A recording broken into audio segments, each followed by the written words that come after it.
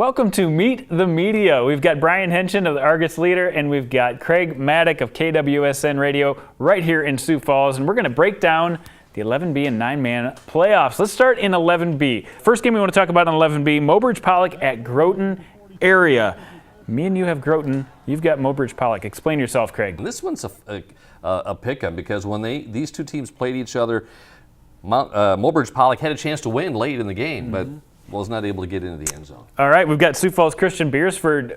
Brian, why did you side with Sioux Falls Christian? I think the experience comes into play a little bit. Sioux Falls Christian's been here before. This is a brand new experience for Beersford, which has been a little bit of a rebuild, first home playoff game since 1998. I think Parker Nelson is able to get things going for Sioux Falls Christian, but looked really good in the first half there against T. So I think they're going to have a little bit of a chip on their shoulder after playing what Coach Pettengill called the worst half of football he has ever seen. Wow, that's saying something. Let's move on to 9AA, where we've got a couple interesting ones. Hamlin at Garrettson. I picked Hamlin. You guys went with Garrettson. Craig, what did you see out of Garrettson? Garrettson's in their schedule. I mean, they're undefeated. Hamlin, they've had a great year. I think they've outperformed what we thought that they would do during the season. But I think Garrettson, with that undefeated season, the schedule they've had, the talent they have defensively, should be able to win this one. I think Garrettson's size gives them a little bit of edge there. And again, I think that Canastota-Freeman game, I think that was a big litmus test for Garrettson. The way that they won that game in pretty demonstrative fashion made me believe in the Blue Dragons. There's a lot of people out there wondering if Trey King can lead Irene Wakanda even close to Back to the Dome. They start out with TDA, ACDC. You've got Trey King and you've got TDA, ACDC. They've won 6 in a row. They've won their last 3 by more than 20. They're playing some nice football. They beat Burke here recently. That was a good win, too.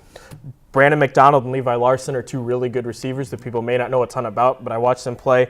They come up with some spectacular catches, and Trey King is probably the greatest quarterback in the state right now. I mean, the plays that kid makes, he's like a magician back there. He's so much fun to watch. And I think Irene McConnell goes on the road and pulls out a win. All right, in 9A, the most interesting game I see is Warner taking on Clark Willow Lake. Comments on that one? This one here is also so close. Clark Willow Lake's only losses were to Hamlin and Britton Hecla, which is nothing to shake a stick at. That's pretty tough. But I like Warner in this one.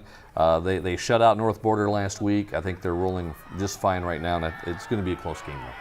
Jacob Prouty leads Clark Willow Lake to the win over Warner. I'm interested to see Howard, how its defense holds up after losing last week to Viborg Hurley in a game in which the offense racked up over 600 yards of total offense. All right, and in 9B, we're kind of all going chalk here. And remember, you can follow along with our picks. Go to the MidcoSN/blog to find out how our picks go throughout the rest of the playoffs. Back to you.